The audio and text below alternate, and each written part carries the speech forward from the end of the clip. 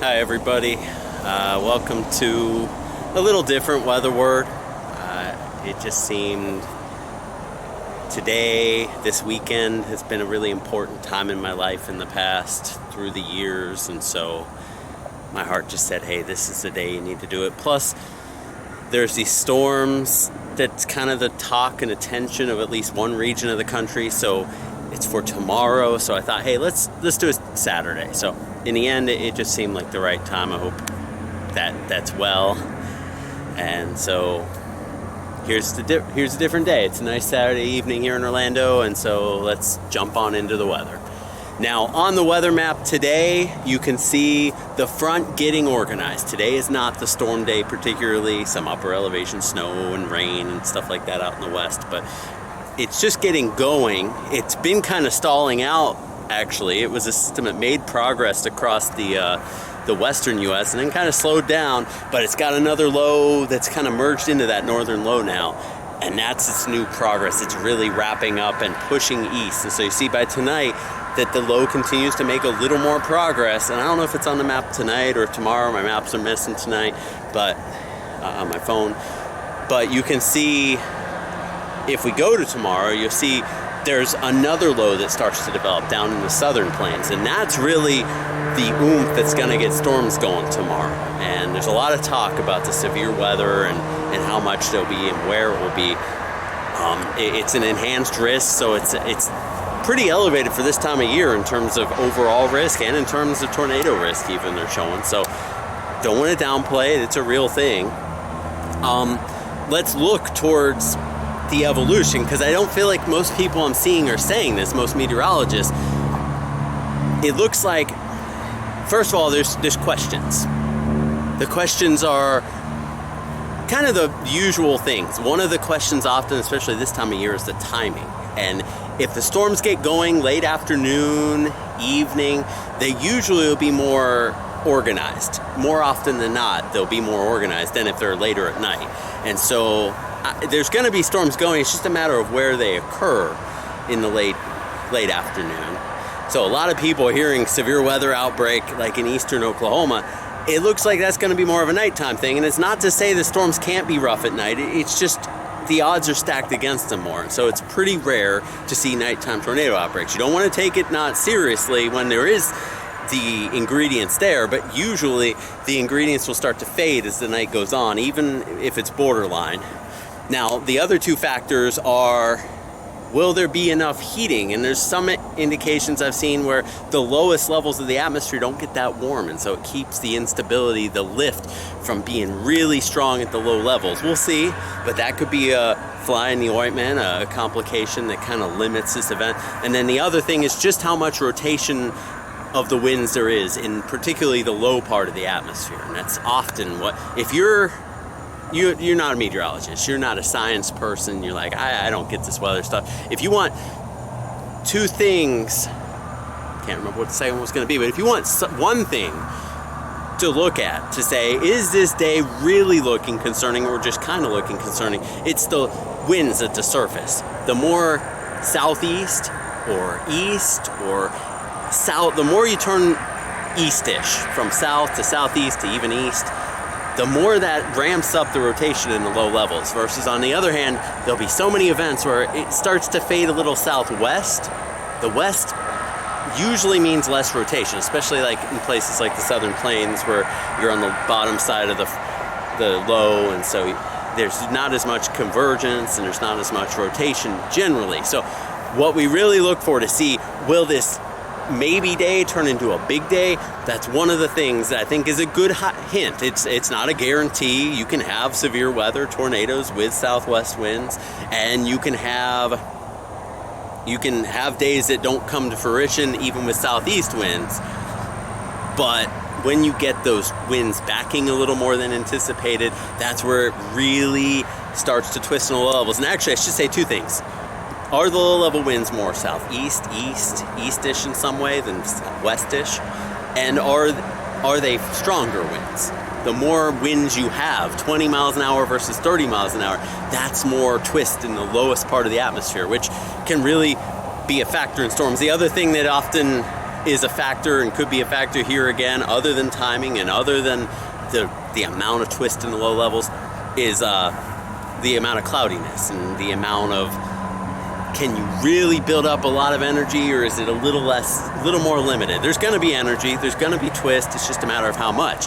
Now, looking at a zoomed in map of the Southern Plains, I don't think many people are highlighting this, that really what's going on tomorrow is it looks like there's going to be the initial storms, and it's kind of west of the zone they have been highlighting. They've started to highlight a little further west, but it's these storms in western Oklahoma, maybe central Oklahoma.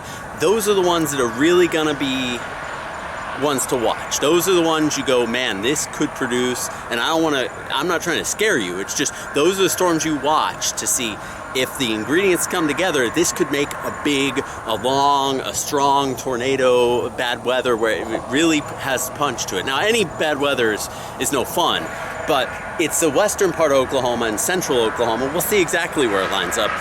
Those blurry, the kind of cloudy, blurry lines, I hope that encourages you. Look, everybody's asking me, is it going to be in Chickasha or Lawton or El Reno or Oklahoma City? We don't know. And everybody tries to, which side of the line are they on any of the graphics, which number zone am I in, or they find a model and they go, oh, they showed my city, that's bad, look how bad that is. Okay, fine, it encourages you that, hey, tomorrow could be bad, but there's the opposite side to it then, because if you look for a few models and nothing shows your city, I think a lot of people get complacent and go, oh, it's going to be a little further away. So it could show El Reno and Chickasha and Lawton and Wichita Falls, and then it could be in Stillwater, or it could be in Wichita Falls. We don't have that ability to fine point it. So you're wasting your time if you're looking for, will it be in this city or that city? We don't know. It's going to evolve. The zone is shifting a little, and we really won't know until the storms start firing, which storm goes where.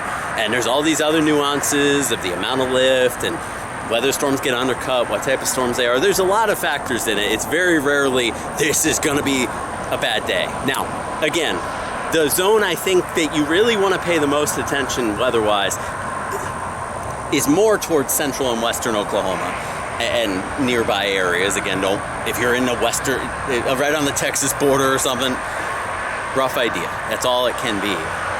But those are the places where you get those isolated supercells that they can last and they can be really bad. Now, on the other hand, you look later in the evening, the storms look to usually, as they progress, become more of lines, more of clusters. They can still produce tornadoes, and so there's a 10% tornado risk from the SPC, and everyone's, oh my gosh, eastern Oklahoma, it's going to be real bad. Yeah, it's going to be a bumpy night, I think. I think that's pretty clear for a lot of central eastern Oklahoma. It's a matter of how strong it holds together, and whether what you end up getting with all these line clusters is you get these little short-lived, quick-hitting, quick-moving tornadoes. Can they do damage? Can they mess up a life? Sure. Do they do widespread, catastrophic, life-crushing damage? No, not usually. If you're in a safe building and you're paying attention, probably you're going to be fine on those kind of tornadoes.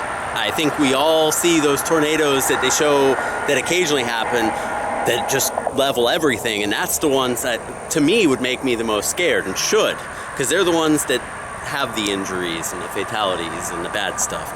So those are the ones you really, not all tornadoes are created the same. And that's not to say any tornado is a good tornado or any tornado is not worth worrying about or not worth focusing on, making choices on. But in terms of as you get towards eastern Oklahoma, it probably will not be as widespread of an issue. There may be more storm reports, little isolated tornadoes, but let's put it this way. It could be, if it came together, it could be one long tornado in western Oklahoma, and then a bunch of little tornadoes, short-lived, quick-hitting tornadoes in eastern Oklahoma. Now, the one thing about eastern Oklahoma is it's going to be nighttime, and that is a tougher time for people sleeping. I think with this system, I'm hopeful. The low is kind of departing, and the lift it's shifting away, so this front's not going to make that much progress in the long run. So I'm hopeful that it will fade quicker rather than slower. We'll see. It always varies. And there's a lot of question marks. Just how far west central are we talking? quite a few of the models still think it's going to be quite west in Oklahoma until sunset, or even a little after, and not get to central Oklahoma until maybe 9, 10, 11 o'clock, maybe as late as. We'll see. Other models have it at like 4, 5, 6 o'clock. And that'll be a big factor again. Does it get there early so it's more isolated, or does it come in later so maybe it's less bad? Now, it doesn't mean it won't be scary. There'll probably be, that sudden tornado warning, and it's just rushing through, and there's all these reports, and it sounds scary. The squall line tornadoes usually aren't the end of the world. As long as you're not out driving or walking around, getting your safe place, you know when it's coming, kind of, and it comes and it goes more. And it could be a couple rounds, but for a lot of places, it could be one in and out, and you're on with your life. That little period of panic, but you've been through them before probably, and so you're in it, and then it's over, and you've been through them 100 times. And so try not to stress too much. You've done this. You pay attention tomorrow. Here's the thing. I'm hoping to be able to I've been trying to put together a little more ability to be involved when severe weather's happening, especially at night. That's a real passion of mine, because I don't think there's a lot of good information, and for people to be able to interact a little better. I don't know, I got a lot of work to do, and there's a lot of things I got to figure out of what's most important to what I want to do, but I'm really hoping to be there tomorrow with you guys and just be kind of giving live weather updates continually, and just there to kind of chit chat. And so showing you radar, and hopefully I got the system mostly in place. Lord, I need that last part to come tomorrow so I can do it all. So one piece, and it has to go right, but I'm trying, and so I'm hoping to be there with you. Weather's tough, because for a meteorologist, I mean, I used to get pretty excited about severe weather, but these days, you've seen it all, you've been there. It's not that I don't pay more attention. I mean, active weather gets me to pay attention, and I went and saw a tornado, I guess it was just last summer, a year and a half ago. Yeah, so I went and chased, and yeah, they're still like, wow, I saw something, but honestly, I've been there, I've done that. I'm not excited to have severe weather. It's more like, hey, I can use this as an opportunity to say, hey, let's just keep things level. I see people plotting rotation tracks, even the best meteorologists, and I see them level 3 and be ready. And look, we do need to be ready, and they're trying to get the message to as many people as possible. There's always this idea in meteorology and medicine, and just if you can, the more you can get, the better off you're going to be. But there's the other side of stress, and if you're a person who gets stressed out with severe weather, this isn't crazy. We'll see. I honestly, I do have a hunch that there may be some notable tornadoes tomorrow. I'm not talking everywhere or everything, but I think there are some factors that really say, wow, this could be pretty rough. I can't say where. I tried doing a forecasting contest this summer. I was miserable, or spring. I cannot pick the spot. I cannot update, but one thing I can do is sit in front of the radar, stand in front of the radar, and say, okay, this area, I don't think that's going to be a big deal. This area is fine. All these areas, done. You're safe. It's all over. I could talk you through it. So I'm hoping to do that, Lord willing, that He'll help me to do that. That He'll use me in that way. So, no stress. You can do this. Try to get a good night's sleep. There's no use stressing about it 2, 3, 4 days in advance. I know it's talked about. It doesn't hurt to know, but then what? What are you going to worry about? I mean, you can watch hour after hour. I used to do the same thing. And mine's always been a mix of excitement and interest, and also a little bit of fear. I mean, I'll tell you, I didn't like going to sleep at night when there was severe weather out there, because you just never know. I got woke up in Oklahoma in 2001 by tornado sirens one afternoon. I slept in and the tornado sirens went off, and after that it's like, hey, I don't want to have that happen again. So it's a scary thing. So I get you. And nighttime severe weather, but here, I want to be with you through it. I'm going to do my best, Lord providing. This hopefully will be a dry run, so we can do something like this next spring and maybe build something out of this. Now, there's a lot of talk of severe weather down the road. If we go to Monday, another cold front coming in from the west, another low sweeping in quickly. And if we go to Tuesday, now note the first front, before we go to Tuesday, the first front's fading away already. It's a very dynamic, quick hitting and quick fading system. The next system, same way. It kind of builds up, ramps up, coming in from the west, and it too doesn't look like it's gonna just crash through the east and be this big progressive system. But there's talk of Tuesday. Now, Tuesday to me, so far, most of the models hint that it'll be a little too far west to be too active. We'll see. There's a dry line that could be active in western, central Oklahoma, Kansas. But the oomph of the system for the next one especially may just be a little too late to be quite as significant of a setup as this one's going to be. And we'll see what tomorrow holds. I mean, plenty of day. It's little tweaks that make all the difference. So as we go to Tuesday, you can see that next front coming in far western Oklahoma. This is like sunset basically about. So you can see it's kind of through the western part of the state. It's not, we'll see. There's probably going to be storms. They may be late. I'll try to be there. Got a lot going on this week, but trying to see what I can do. So definitely no need to stress over that yet. There's a lot of ways this next one could not be much. 5 days out, this first setup was one I was looking at and going, yeah, this is one to watch. This next setup from 5 days out, 3 days out, doesn't look quite as all together. We'll see. It changes. I don't know everything. We're just going to trust God and move through it one day at a time. Now, long range, it still looks, I'm still hopeful. We're going to see some more of these lows that wrap up quick and progress and dynamic, move through and sweep away and then fade. I think the next few may be a little weaker, so maybe not this big severe weather setup that we've had the last couple systems, but then it still looks like eventually they're working their way south and east, and so you will start to see some cooler weather really progress. I even saw one of the models a little while ago. They showed snow in the northern plains, Minnesota area, so I think fall's starting to get its handle, but and so things are starting to change about right on time. We'll have a few of these dynamic storm systems, and we'll watch the tropics, we'll watch the fronts. I was thinking, it's not the worst thing that it stayed warm in Florida, because when the fronts sweep down through Florida, they stall out down in the Gulf and down in the Caribbean, and a lot of times in October, November, that's where you see the tropical systems develop. As long as the fronts are only making it to Florida, there's really not much they can develop into. They can develop into these weak systems, or they can go off into the Atlantic, but you really don't have time to fester and build up, whereas if it sweeps all the way down to almost South America, down past Yucatan, those fronts can be a little more active. So if you're tired of summer, but you also hate hurricane season, it's a mixed blessing. So maybe that's a different way of thinking about it that you haven't thought about it before. I'm enjoying the weather. It's about to end, but a little bit more of a warmth still to come for the southeast. So in terms of what I wanted to talk about in terms of God, I think the main thing, I don't have a bunch of scripture today. It's more an image on my heart that it kind of moved ideas in me.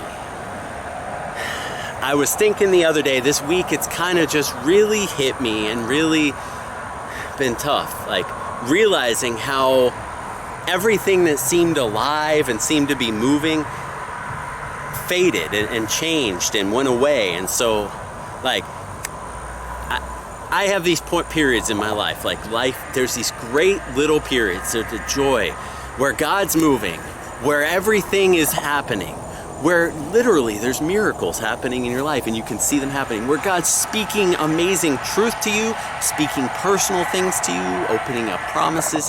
He's moving in your life. And my life was like that a couple years ago. And it's so different now. It's depressing. And I've been here before. This isn't the first time. It's kind of like the theme of my life in a lot of ways. And, just sad. And then this realization came. That's exactly what it was like for the disciples. That they went through this 3-year ministry with Christ, and they saw him do miracles, and they knew it was him, and they knew he was the living God. Peter said, "You are the living Christ." And then he denied him at the cross, or at Gethsemane. What he saw wasn't there anymore, and it was so bleak. And all the apostles, that Jesus was their guy, and everything was alive, and they gave up all the stuff that used to matter to them, and they were happy, and they were fine, and they still didn't want to go back to that old stuff, but they were just kind of lost, confused, scattered. What do you do here? And so, that image is like, if they can get through that, or they had to face that. Even Jesus, I don't know if Jesus ever doubted. I kind of doubt. I mean, he even said, "Father, why have you forsaken me?" And that's always been a verse that challenges me. But there was sadness, there was tears, there was pain. And for the apostles especially, because Jesus, he's God. He is a God. He lives, his brain works differently in a way. But for the apostles, it's like it was going to happen and then it didn't happen. And it's not the only time. Paul gets thrown in jail. Just these times, even New Testament, where it's yes, yes, yes, and then it's bleak. But God did come out the other side, and all those things that just suddenly nothing added up and nothing made sense, and you question because you have to. Like, it's the attack. It's, well, if it was God, if it was all about God, why is it like it is now? Why is it so dead? Why does my heart not feel it anymore? And none of the apostles felt it when Jesus was going to the cross. But sure enough, he did come back. And there's hope in that for me. I guess watching, even from my own life, I was reminded of it. This weekend, like I said, has always meant a lot to me. A lot of special things have happened through the years. Last few years, many years ago, there was one of the I guess it's the second severe weather outbreak I was around for in Oklahoma. And even as a kid, there were special things that happened in early October. I think I mentioned before, we had our little Pioneer Days festival this week or next week. It's a special time, the Christmas of fall, going up to Michigan a few different times around this time of year, and the cool weather and the changing trees. And it's more than that. It's been a special time to me. And so today was really bittersweet, because one of my strongest memories now is that this time last year, this weekend, after 6 months of really struggling and really I was so broken inside, I couldn't connect. I was more kind of just pushing my family away, and I didn't have any answers for them, and I wanted to do it by myself. I just wanted to be alone. I mean, I didn't, but I did. It was just everything is broken. So this time last year was the first time I sat down and me and my dad watched the Oklahoma-Texas football game this time last year. And it's kind of the last game I remember watching with my dad that was really amazingly exciting. We watched all the Bucs playoff games, but the OU Texas game last year went to 4 overtimes. It was the game of the year. Man, it was amazing. And so today, when Oklahoma fought all the way back, and it was an amazing game again. And it's times like these that, I mean, so much of the message I hear, or at least hits me when I'm like this, when I'm struggling, is all you ever see is these Bible verses, it seems, and these posts and these people saying things like, you just need to trust God more. You need to find your joy in God and go after him more, and you will be satisfied. And I mean, it's not true, but it hurts. It's like you're giving all you have. You're broken. And it seems like the world is trying to tell you shouldn't want things. I'll be honest, I'm not the world's preacher. I'm not God first, God second, God third, God everything, and that's what I want to be, or that's who I am. I'm lying to myself if that's who I am. I have other passions, and so much I see those verses saying, just find your completeness in God, just go after God harder. He's your friend who won't turn his back on you. And it's kind of like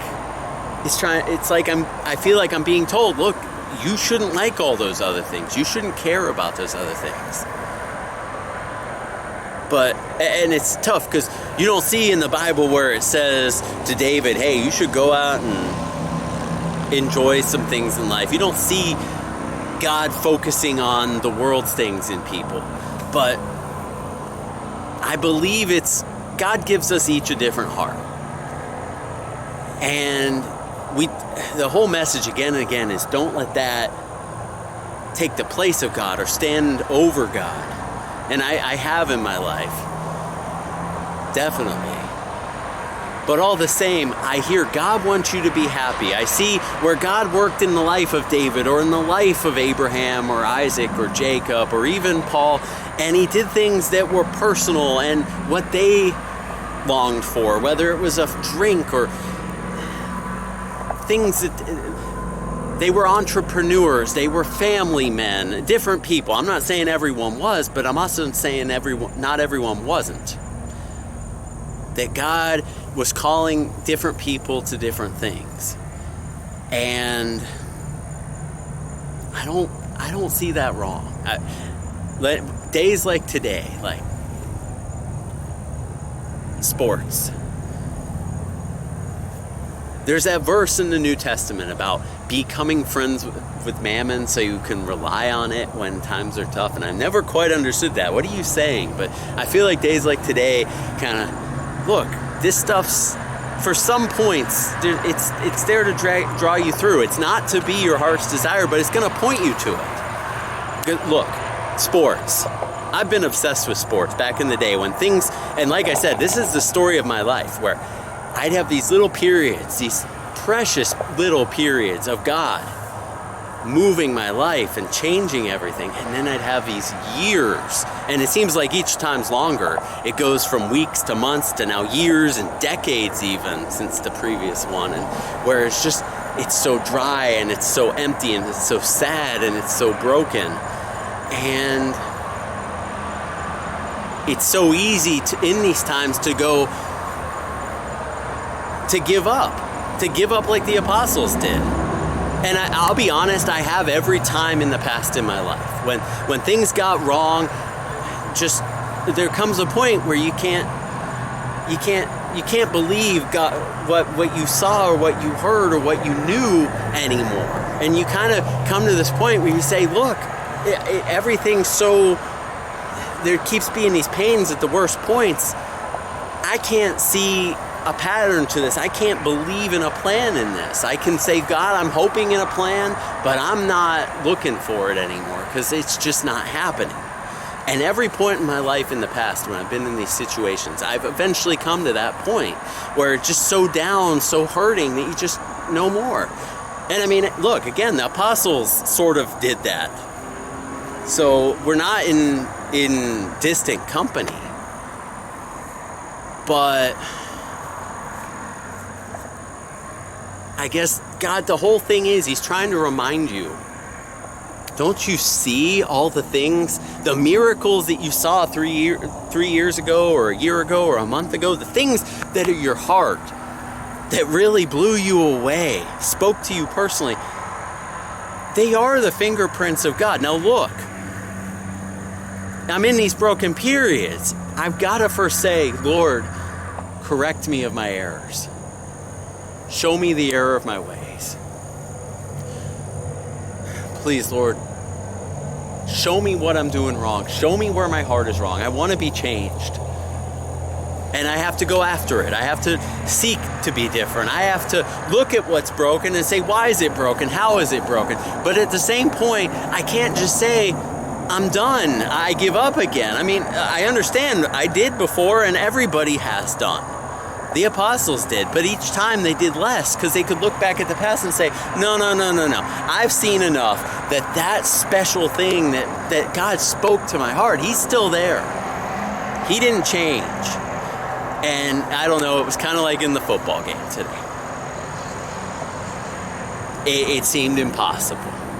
It seemed a miraculous game. It just, things moved. I'm not trying to say it was a miracle like God moving heaven and earth, but I also know, just reflecting on my dad, this weekend was the first week I went to stay at my dad's apartment about 13, 14 years ago for a weekend. Important things happened in my life about 16 years ago. There's all these different points where God did really special things for me, to me, that I would see. That blew my heart away. And look, it's so easy. Look, I can look back about 10 years ago. I look at my Facebook memories, and I used to post these football blogs, and I used to call my friend Chad, and we'd talk football, and my heart's not for that anymore. I could easily get too engrossed with my loves, my desires, my earthly desires. But I don't think God's saying just scrap them entirely and be a robot and feel no emotion. Yeah, God's trying to change your heart to his things. And deeper, richer, more mature, more complicated things will bring you joy. Sure hope so. They have in me. But it's still, there's those little things that in the worst of times can point the way back. And it's not that you put your devotion into them or you go after them like crazy, because I did 10 years ago. Now, look, it was a special weekend. I knew it was.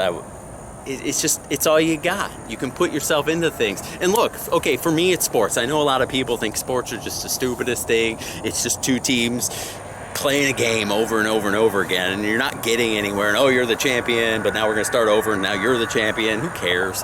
It's the same for different people. Some people, they find that amazing deal at the store, or they find that amazing clothes, or that amazing thing, or they have an amazing vacation, or they eat some amazing food, watch a TV show. I mean, I know it's different for different people. A lot of those things don't blow my heart away like football, sports do, all kinds of sports. And look, again, we got to be real careful. That's not where we're going to find our satisfaction. I'm happy I'm broken still and yearning for deeper things. I don't want to sit in front of TV and watch it every weekend. And I'll be honest, I've been trying not to, but there's nothing else in life. So you go, well, I'm going to plan my weekend around football, and I'll go to church, and I'm looking forward to that, but football's kind of your outlet, or baseball, or basketball, or whatever sport's on, golf. Been doing that a lot, and every weekend it's just like, oh, at least there's something to watch, because there's nothing on TV, and there's nothing to do, and there's nobody around. But it's a balance. This weekend was special, but I know last weekend I watched a lot of sports, and it was just kind of, none of it mattered. I didn't care. It didn't bring me any joy. But God's still telling you, when you don't think it can anymore, here's where it's going to show up. I thought for sure Oklahoma had lost that game 20 times today. It was like they had to play perfect to come back. It was like, and then if things would go wrong, it's like, oh, well, now it's over. And you don't want to give up, but it's just, man, this is going to be tough. And so it was an amazing game. Both teams, you applaud them, but it's that encouragement. Like, look, it's not over. There is another day. And look, it's saying those feelings you felt before, those things in your heart that God awakened in you, the things where you saw him act and you heard him speak, there's truth in them. Now, again, you got to challenge them and say what's true and what's not. And there's times in the past where I've seen what I've wanted to see. And I think and I believe and I'm confident that each time that's less, and I'm fighting for the truth more.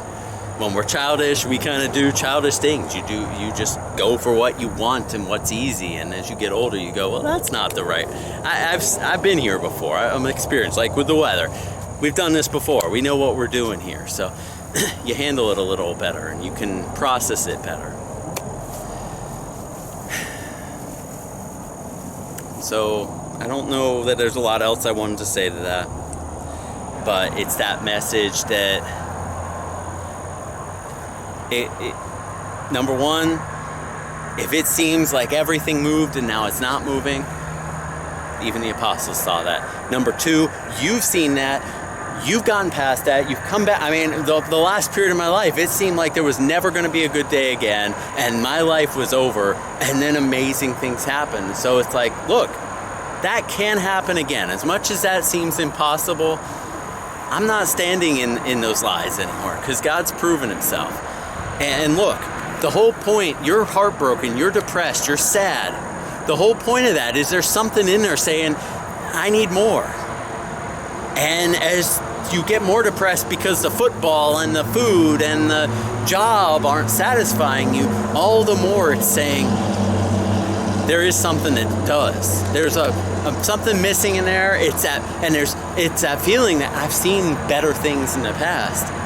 Well, God's calling you back to that, saying, look, I'm the one who provides. And look, it's trust, it's faith, it's hoping in him. And it's hard.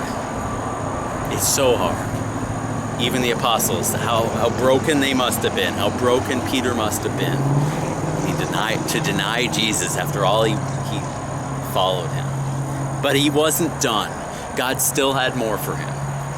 So I'm here to tell you, Jesus, if you trust him, he will answer you. I did have one verse that right when I was getting ready to leave, I'm like, I don't know if I have anything. And then somebody had a message and it just spoke. It was Jeremiah 29:13.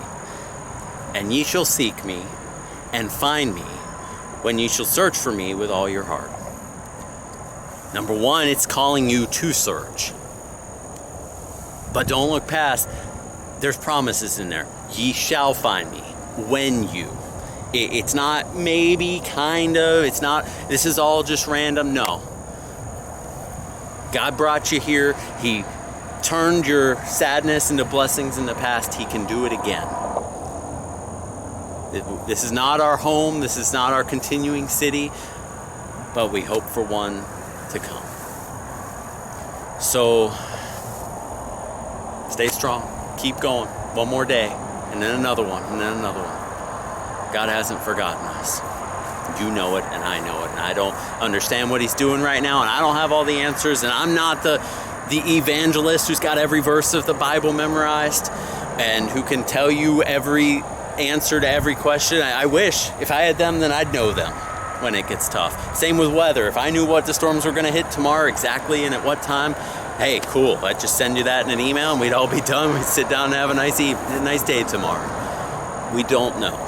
I hope that helps, because as much as I'm a broken person, God's not telling you you have to be the pastor down at the church to be God's. He's telling you, I'm looking for you. I'll make more of you over time, but don't get caught up trying to be something more than you are. I'm going to be perfect now. I mean, you're striving for perfection. I have this friend who's constantly on about, you should be sinless because you believed in Jesus. And it's a one-time thing, and after that, you shouldn't sin anymore in your life. And I've never met a person where that's true. They believed in Jesus, and they never did another thing wrong. There's a sanctification process. No, you don't keep going on sinning. And the argument of whether you can become sinless in this life or not, I don't see why it matters. You go for it. You don't give up on it. You get hurt when you don't get there. Each mistake you make, and you look for where you're making progress. You run the race. It's not you're at the finish line. You're here for a reason, to be made and to be remade. And a lot of those broken points, I think God can use them to even call other people. I think that's what moved my dad so much. Is the last year he saw the brokenness in me, and he still saw I wasn't giving up. So I encourage you not to give up. Keep fighting. As the darkness falls, man, it's beautiful. There's a little sliver of the moon, and there's Venus, I think it is, just below it. God does amazing things. The sky, the clouds. Special night. Pray you guys have a good night. I hope to see you tomorrow. Well, I kind of don't. If there's no storms tomorrow, that's fine. I don't think that's going to be the case, but hopefully we can get the system all set up, and maybe I'll see you tomorrow talking about the storms if you're out there in Oklahoma, and God will start to build something bigger out of that. I'm praying, and I ask you to pray with me. But I pray your life is strong. I pray you keep fighting the good fight and live it out. I love you guys. Keep the faith.